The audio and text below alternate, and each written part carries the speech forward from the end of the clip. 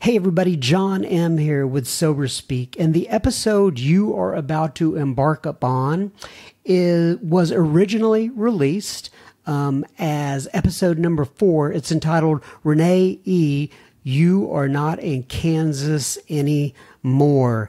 And this episode is special to me for a couple different reasons. Number one, I just have so much respect for Renee E. and the program that she works. The other reason is because this is one of the first episodes that I ended up recording, and about halfway through this episode, it became clear to me what my job was or is on Sober Speak, and that is to provide a platform for the amazing stories of recovery all around us. And I've learned a lot about podcasting since we first recorded this, but I really did enjoy this episode with Renee, so I wanted to re-release it for the people who have not been able to hear it yet. She's going to talk about a variety of subjects during this podcast. She's going to talk about sponsorship. She's going to talk about making major decisions in sobriety. She's going to talk about her second step experience. She's going to talk about the slogans. We will address a topic that Renee is familiar with, and that is women connecting with other women in recovery and how that is different than men connecting with men. And I agree with her. And then we're also going to address I guess what you would call a unique situation that she encountered in sobriety. In other words, she had been married for many, many years, and she had been in Alcoholics Anonymous for many, many years. When she found out that, or her husband came forth to her and admitted that he was indeed gay, and having to deal with that, having to navigate that, having to lean on Alcoholics Anonymous, and going through a grieving process through that particular situation. Anyway, hope you enjoy this. If you have any comments for us, you can always reach out at feedback@soberspeak.com. You can go to our website, www.soberspeak.com. Click on the Contact Us tab, and there's a microphone there, and you can leave a message if you want to have it played on the air as well. Thank you very much. Enjoy Renee E. Hello, friends, and welcome to episode number 4 of Sober Speak. Once again, here at Sober Speak, you will find podcasts of people sharing their story of recovery, much like you would at a speaker meeting. These men and women will tell us about their experience, strength, and hope, centered around the 12 steps of recovery. Sober Speak is a self-supporting organization. Through our own contributions, we are not allied with any sect, denomination, politics, organization, or institution. We do not wish to engage in any controversy, neither endorse nor oppose any causes. Our primary purpose is to stay sober and help others to achieve sobriety. So, for more information, go to our website, soberspeak.com. And please remember, we do not represent any 12-step community. We represent only ourselves. We are here to share our experience, strength, and hope of recovery for those who wish to come along for the ride. So, this is John M., and I'm sitting here with Renee E., one of my favorite people in the world. Thanks for being here, Renee. Thank you. Thanks for having me. And so, Renee, I'm just going to kind of go ahead and start asking some questions. We'll see where this goes as we move along. One of your favorite phrases that I know of is God with skin on. Mm-hmm. You are my God with skin on. Why don't you talk about that phrase a little bit and what that means to you? Actually, I stole that from my sponsor, Ann M., who's been sober since 79. I would hear her say that in meetings, and I didn't really understand what that meant when I first got sober. You know, the conception I had, the God of my understanding when I came in was very punitive and punishing, and like a lot of us, I think. And so I didn't get that part where they say you get to have your own relationship, you get to have your own understanding. Because there were so many times where I could not I didn't feel like I had a one-on-one relationship with God. And she would say, you know, you are my God with skin on him, and I hear him best when I hear him through you. And I thought, what is she talking about? And then at some point, through my sobriety, I realized, okay, so here's the best day I have of really understanding what that meant. I had had surgery. I couldn't drive. I couldn't leave the house. I had all this time at home to be able to pray and talk to God. And I'd been sober a few years. And I thought, why do I feel more distant from God than I ever have? And you guys, and I think you were there that day, you guys brought me a noon meeting. And we sat out on my back porch. Oh, yeah. And we had a meeting at my house. Yeah.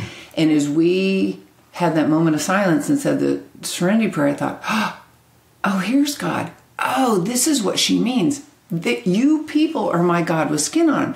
I hear him best when I hear him through you. So even when I don't feel connected to God myself, if I can stay connected to you, I have a really good shot of staying connected to God, because you become, God will let me hear what I need to hear through you. And so that has held true from that point on for the rest of my sobriety so far, because I really do believe that you guys have become my God with skin on them. Gotcha. Talk to me a little bit about sponsorship, both sponsorship from the people that you sponsor, and also I know you have a special relationship with your sponsor. Talk to me about, I guess, the role of sponsorship as you see it, not only in your life personally, but as a whole within Alcoholics Anonymous. I was just having that conversation with a sponsee yesterday. I'm such a different sponsor today than I was when we all come in with our ideas and conceptions of what we think sponsorship is, and I'm going to tell them. No, none of those. The first 4 or 5 women I sponsored, right back out. Right. Man, I suck at this. I'm terrible. Then what I realize is that's not what it's about. It's not about having them stand up at the podium after a year with their Academy Award coin going, right, I'd like to thank my sponsor for this lovely award. It's really about the fact that my sponsor put it to me this way. She said, with all the women over the years that you have sponsored, you have a 100% success rate because you have stayed sober through all of them. Mm-hmm. And that's really the point. I'm not a fan of long distance sponsorship because the main thing that I need from sponsorship today for me is accountability. Mm-hmm. My alcoholism will talk me in or out of anything. It can justify and rationalize with the best of them. What I need from her is someone who loves me enough that is willing to hurt my feelings to help me save my own life. And she has hurt my feelings at different times. But I have always known at the end of that conversation that anything that she has said that has hurt my feelings is because she loves me enough to be able to say the things that are hard to hear. Yeah. She doesn't want to see me drink and die, because that's the alternative.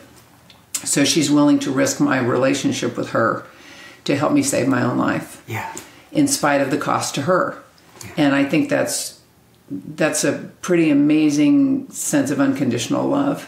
My job is not to be my girls' mama, their boss, their life coach, I may end up being those things, but that's not the intent of sponsoring.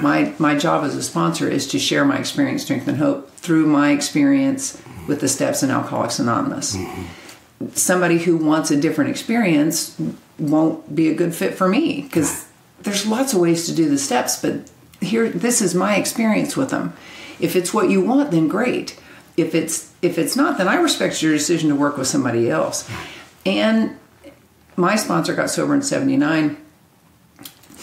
And even though I'm not a fan of long distance sponsorship because I need the accountability, I believe that I need to be sitting in a meeting with them once in a while, and because it's not, I can tell them whatever I want over the phone. Right. But it is, do they watch me stick my hand out to newcomers? Do they watch me share a solution in a meeting?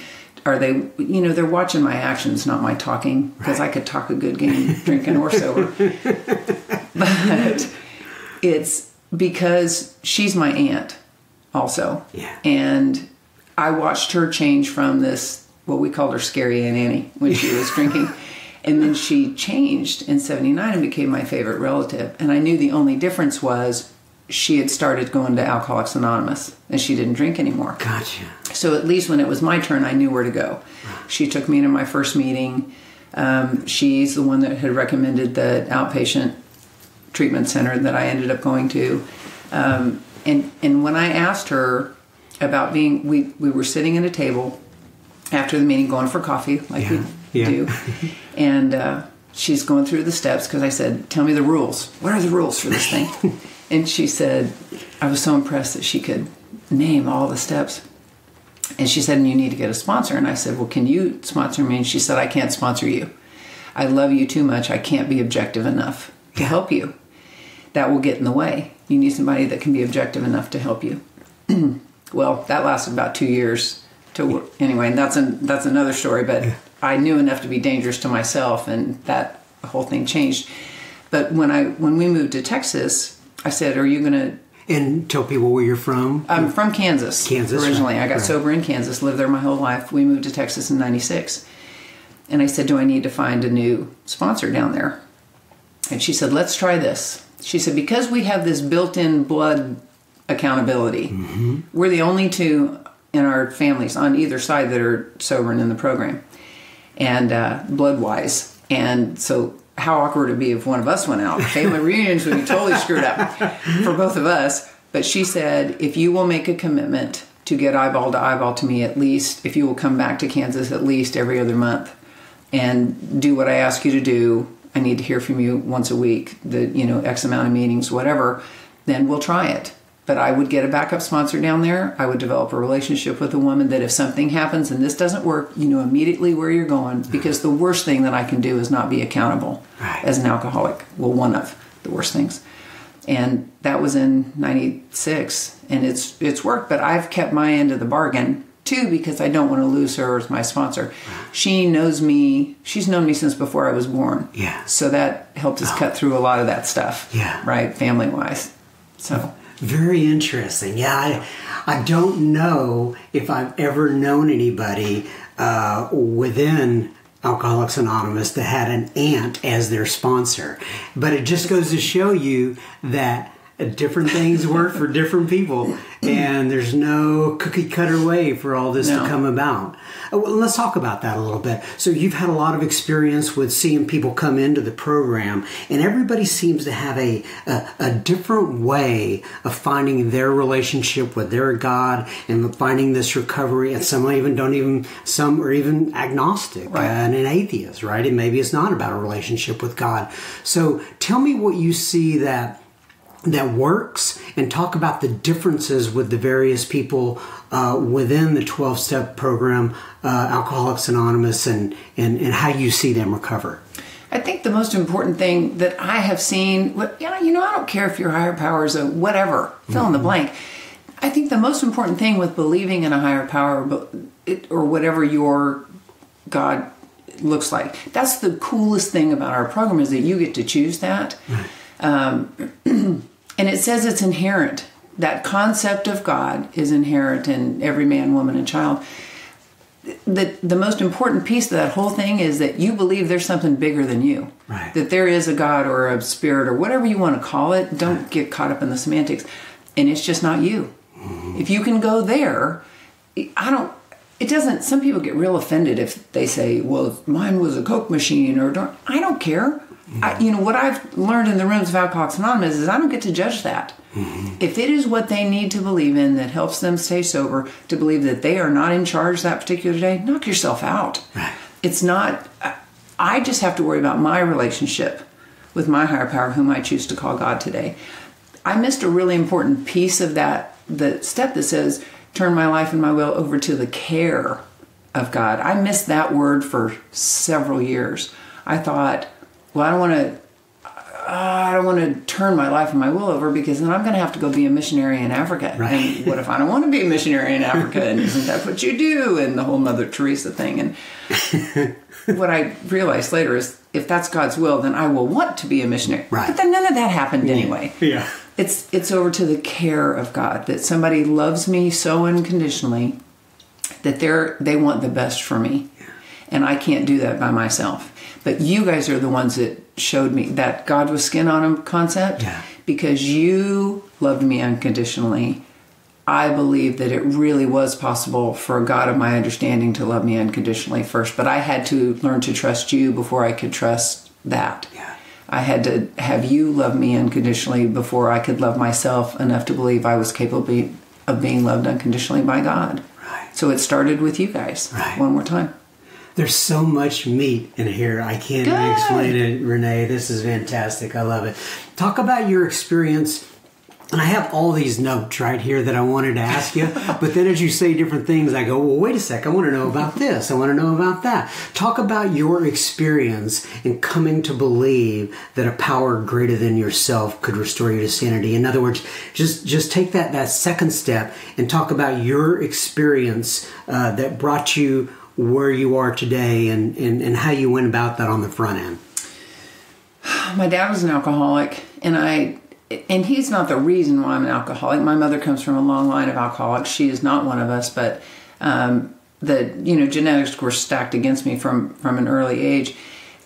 But I used my dad's drinking to say, as long as I didn't drink like that, then I must not, because I knew he was an alcoholic. He was standing, that kind of seed got planted one day. He was standing in front of the fridge. He was home for lunch. And I said, it was in the summer, so we were off.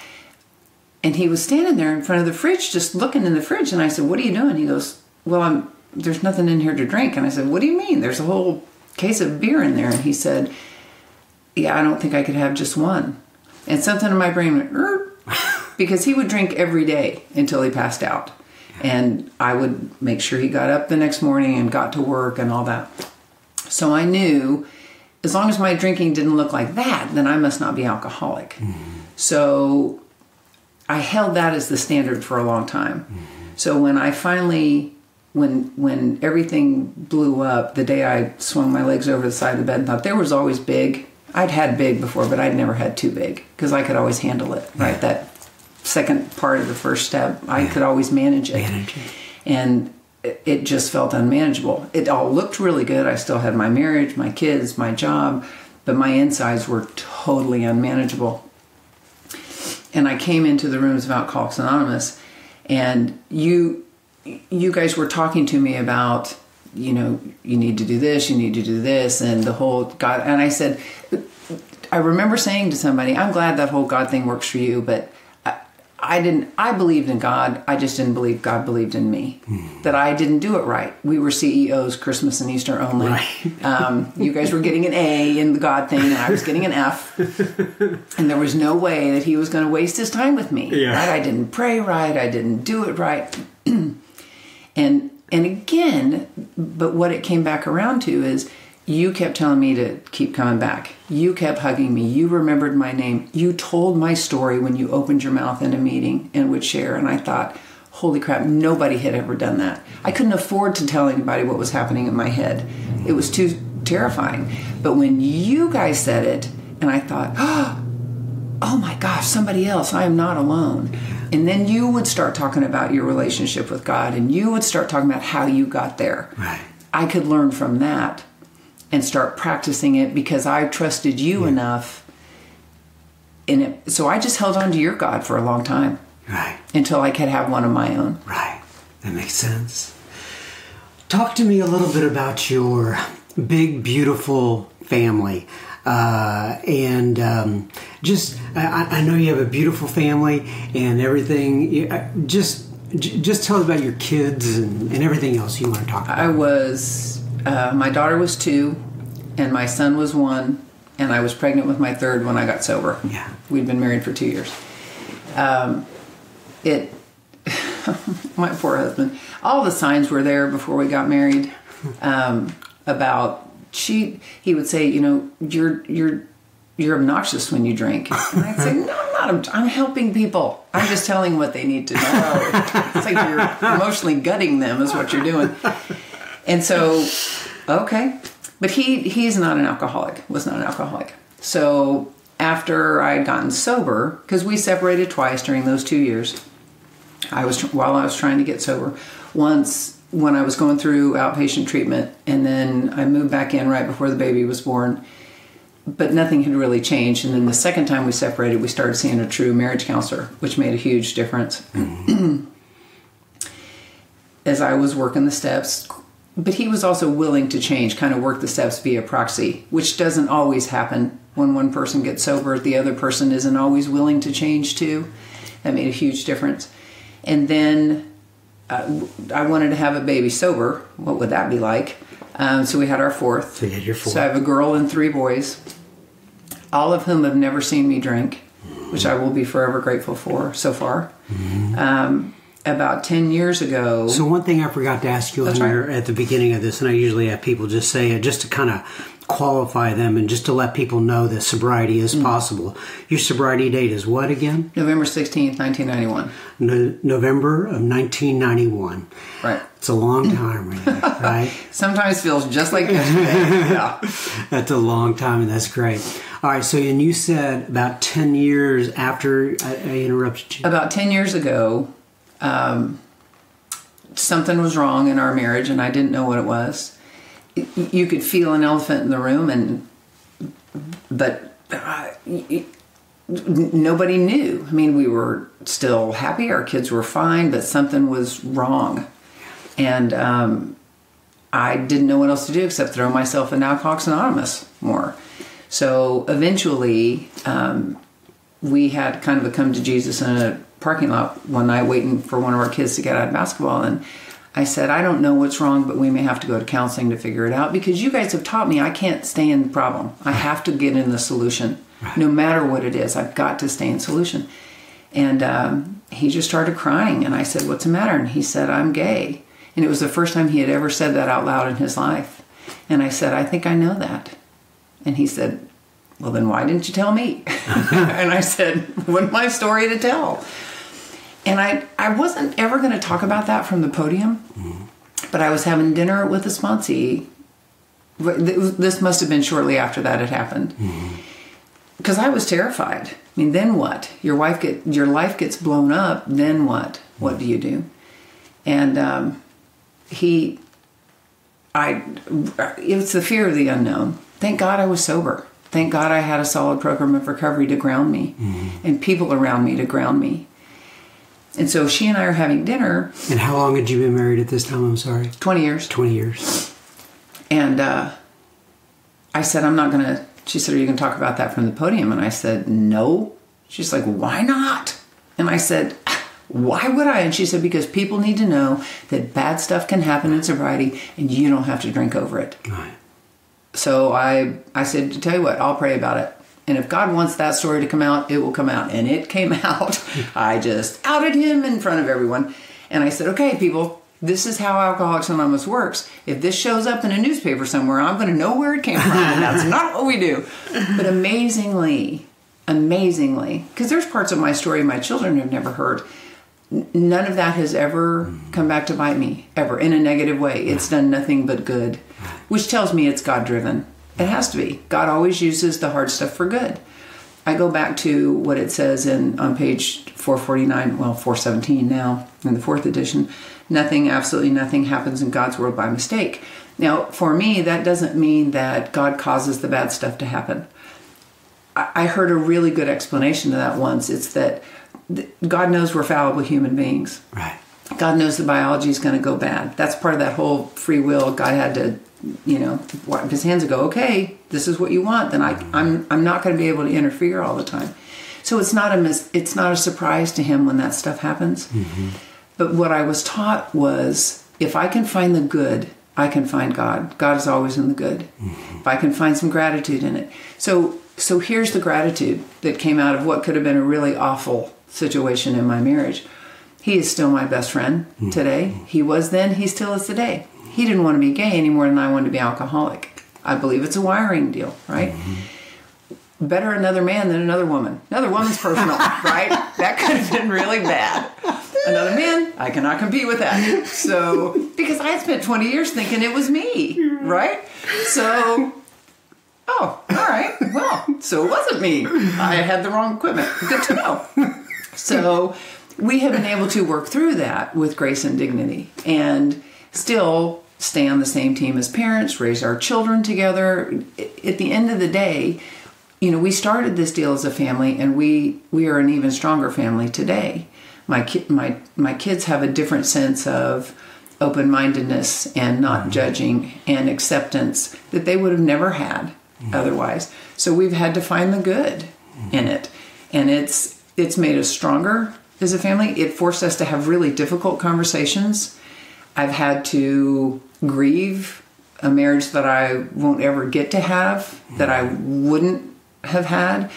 But I've been able to find all the good that has come out of that, that has helped me hopefully be able to help other people. When I do share that part from the podium, I'm amazed at how many people come up and say, same thing happened to me, but on the other end. You know, both sides. And most of them don't have as positive as an experience that we did. So I will always be grateful for that. So bad stuff can happen and you don't have to drink over it. That's right. Wow. And, you know, I've been to a lot of meetings with a lot of different topics, but I've never heard the one at a meeting. How to stay sober when your husband comes out of the closet? Right. Yeah, me either. So that's why I don't talk about that in meetings. If it's ever the topic, boy, I'll be jumping out there. But you know, I was taught that too. John, that's a great point, though. I was taught when you come to a meeting, you speak to the topic and you speak to solution on that topic. You share your experience and the solution that went with it on that topic. You don't talk about your cat or your mama or your, you know, messy kids or your gay husband or whatever. So, okay, I've learned to trust that, and it keeps meetings healthier and it keeps me in solution. Good for you. God bless you.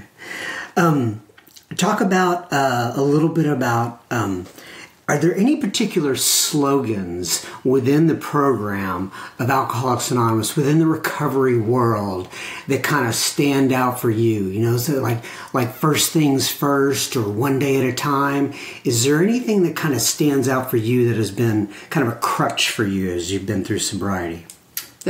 Probably the most important thing that my sponsor has said over and over and over again, and I don't know whether she got this from the rooms or not, is stay where your feet are. You know, God's got it. Stay where your feet are. Because if I can stay here, I can find God. I can't afford to be in tomorrow. I can't afford to stay in yesterday. She said, when you're dealing with something, look down. And wherever those size 10 are, thank you for announcing how big my feet are. She said, wherever those size 10s are, stay there. Because that's where God is. And I have held on to that religiously throughout my sobriety, because it's so easy for my alcoholic head to spin out. What about, like that scene from Parenthood, but what if he drops it, but he didn't? But what if he drops it, but he didn't? Yeah. That's the reminder that I'm supposed to stay right here and present, because that's where you guys are and that's where God is. Does Parenthood, isn't that the one also that has the go up and down? And the merry-go-round, right? and the roller coaster. Right, yeah. From the grandma or something like that, right? Excuse me, yes. Super. What kind of drinker were you, Renee? Just so people can kind of relate to that a little bit. I wasn't a daily drinker yet. I have all those yets would have come true for me. I didn't have to do the jail thing or the DUI thing. Yets. They were all yets. But my earliest memories were of not feeling enough. Like everybody else got that manual on how to do life but me. So when I got old enough, if it was a social situation, which meant there was more than one other person there, and I heard somebody call booze liquid courage in a meeting, I was like, yes, that's exactly what it was. If I could just have a couple of drinks before we got out of the house, right? I just needed that boost. But I could not walk into a social situation sober. I was terrified that either A, you were going to talk to me and figure out that I am a big fat phony, right, that doesn't know what she's doing, or B, you weren't going to talk to me and I really am a piece of crap that no one wants to talk to. So it was a no-win. But if I had some booze in me, then I could be charming and witty and 6 feet tall with no cellulite and big boobs and all those things I wanted to be, right, that I was never really going to be. But that alcohol said, yes! Tell them exactly what you need to tell them to help them. Yeah, you'll be awesome. Oh, that's so. And so this kind of dovetails into my next question, and that is just to hear you say, I've obviously dealt with more men in sobriety than I have women in sobriety. Yeah, that's a good thing. And in fact, one of the reasons that I think I told you this, I wanted to get you over here so bad, is because I had people commenting, how come you're interviewing all these men and no women? I said, well, I just know more men. And so Yeah. But so when you talked about that having no cellulite and big boobs and stuff like that, it's as a guy, we kind of think of being tall, dark, and handsome and bulletproof and such, and I call myself a short, red, and my wife thinks I'm really cute, but nonetheless, is there a difference when you think about being a woman in sobriety, and I just don't know this perspective, and there's more. I'm really curious about this. Is there a difference? To me, in some ways, we all swim in the same water, right? But is there a difference being a woman in sobriety versus being a man in sobriety? What are your thoughts? I think that's a really interesting question. I think it is. I don't. From what I have seen, I don't know that men have as hard a time connecting with other men when they walk in the door as women do connecting with other women because of the competition. By the way, I don't know if I'm right on that. Right, it's more of a question. So here's what I've figured out about that, because I was one of those women who came in and said, I just get along better with men. Yeah, we know. Yeah, we were all slutty when we were drinking. Gay or straight, it didn't matter, right? Because other people became booze in a body, right? Yeah. They did the same thing for me that alcohol did. I just didn't have to change my date or get a new chip or whatever. I've often said men are booze in a body. For most women alcoholics. Right. They do the exact same thing that booze did. For about 20 minutes, I feel wanted and attractive and loved, and then that wears off, and then I am filled with guilt, remorse, shame, self-loathing, same exact stuff. Right. So, but when women come in the doors, and we'll tell ourselves that it's because women are just judgy and wenches, and we just get along better with men. But what I found for me was that I was terrified of women. Mm-hmm. I didn't have the verbiage for it then. I didn't have the vocabulary or the self-knowledge, but I was terrified of other women because I knew they were going to see through me in a way that men weren't. Right. Men were just easy all across the board. Women were terrifying because they weren't. The same tricks didn't work on them that worked on men. Mm-hmm. And what I found was, my gifts as a sponsor, if I have any, are not memorizing the book. That God didn't give me that gene. He knew I'd read it once, go, yep, done with that, never have to pick that up again. But one of the experiences that I can give to another woman is how to develop other relationships with other women, right. Which is so incredibly valuable, because men, the same things aren't important to men as they are to women. Like, men really, if they look decent, they don't care about coming in and meeting. Society has said different things to women their whole lives about how they're supposed to look. And so I need somebody that gets that, that really says, you don't have to wear makeup to go to a meeting, just show up. Right. Oh, it's really risky. Right. Those kind of things that seem like minutia to you guys can stop us from walking in the door. Yeah, right. At a certain point. How do you build relationships with people that you've been terrified of, that you have been taught are the enemy, or that you've told yourself are the enemy, or your head's told you are the enemy your whole life? Right. So that I think is a huge difference between men and women. Right. You guys tend to gravitate or at least accept each other pretty quickly. Right. And I think the women in the rooms of Alcoholics Anonymous are very willing to accept other women, but I think it's those that first come in are very skeptical of us. Right. Based on their prior experience. I get it. Right. I get it too. Talk to me a little bit about, I know you've been through portions of your life, right, to where you've been up against making major decisions, if you will. Some are little decisions on a day-to-day basis, but when you get to that point to where you have to make a major decision about your life, and it seems like there's gray area. It's not like stealing or not stealing. I mean, that's pretty black and white. But there are times where relationships, jobs are involved, and different people have different opinions. Now, I've been in many a situation where you have 10 different people who you'll give them a problem to, and they'll give you 10 different answers. Right. And these are well-meaning people, and oftentimes very healthy people, and people I respect. And then I go, what do I do now? right? So when you get to a point like that and you have to make a major decision in your life, can you talk to us a little bit about the process that you go through with that?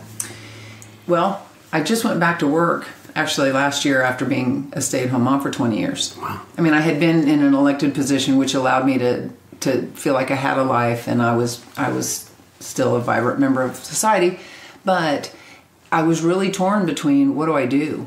I mean, do I go down this path? Do I go down this path? And that's not the first time, like you said, that's happened in sobriety, but thank God I've been sober long enough to trust the process. And the process for me looks like, first of all, I talk to my sponsor because I trust her really above all. Now, we have disagreed at times, but I know she wants what's best for me. But I also know she's going to try and, more than anybody else, include God in that process. And what she always says is, the very first thing I have to do is pray about it.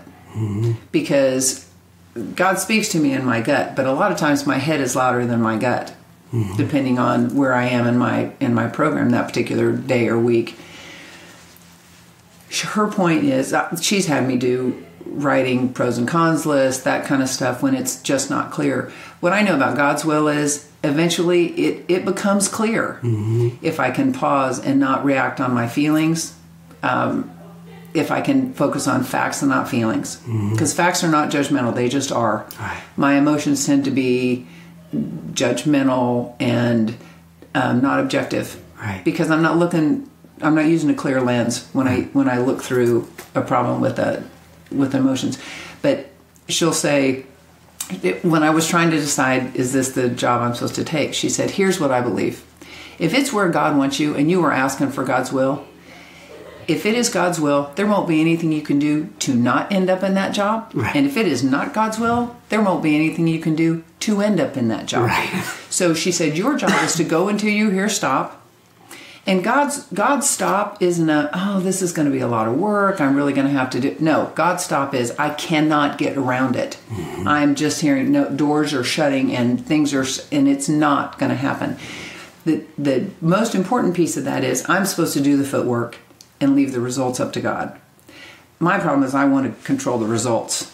And I want to do the footwork and go, okay, God, and here's how this needs to end up. Right. And what I've had to learn is, do the footwork, do the work, and then let it go. Right. And let God have it from there. Right. And that's still really hard sometimes. Right. But at least there's a process and a solution, and I have tools to use to get through those right. moments. Just tell me what to do. No. So, talk to, if you would, that new person out there. Or actually, maybe not talk to them, however you want to do this, right? I'll let you choose. Share your experience, strength, and hope that will kind of help a newcomer out there. Somebody who may be listening to this who is struggling to get sober, or they're struggling with anything to do with recovery, getting from point A to point B. What is it that you can say to them from your experience that will say, you can do this if I can do this? I will say that relapse does not have to be a part of anybody's story. For some of us it is, but it doesn't have to be. I think, one of the things that I heard was, you can come in and get one chip and be done. Because my bottom didn't look like everybody else's. Right. It felt like. And what I was told was I got to decide how far down my elevator went. Right? It didn't have to go 6 feet. My dad's had to be 6 feet under.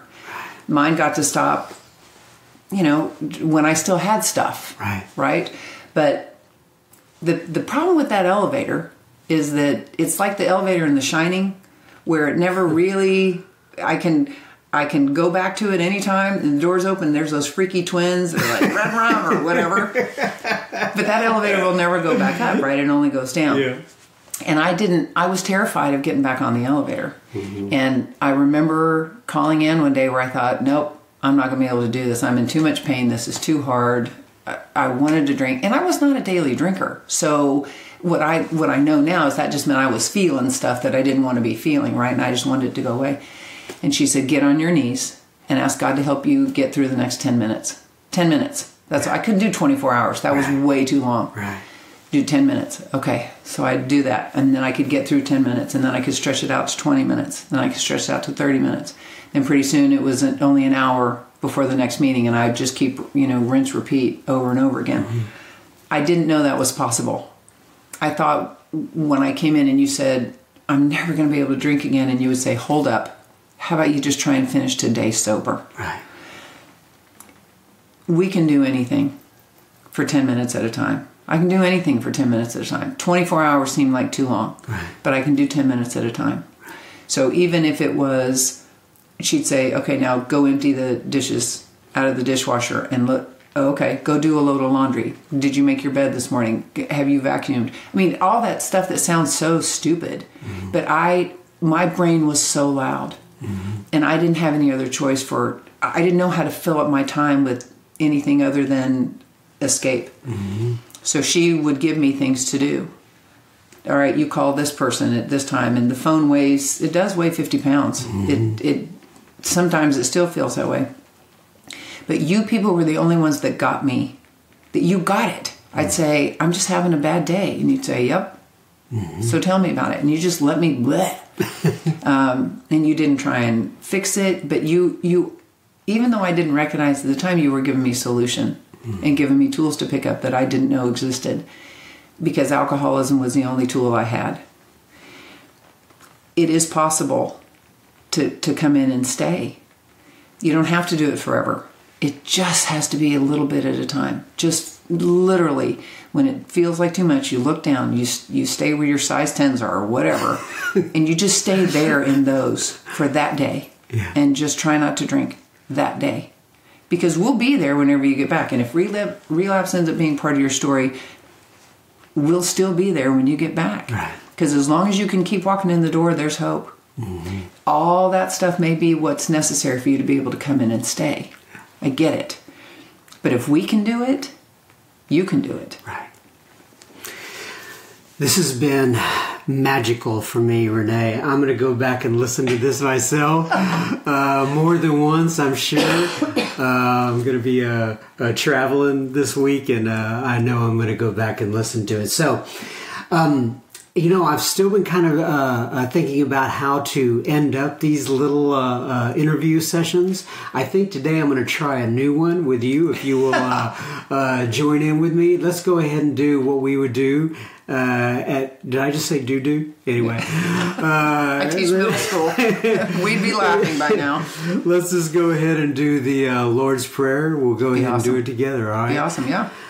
Our Father, who art in heaven, hallowed be thy name. Thy kingdom come, thy will be done, on earth as it is in heaven. Give us this day our daily bread, and forgive us our trespasses, as we forgive those who trespass against us. And lead us not to temptation, but deliver us from evil. For thine is the kingdom, and the power, and the glory, forever and ever. Amen. Once again, Renee E., thank you so much for coming in to join me today. Thanks for having me. Take care now. You too.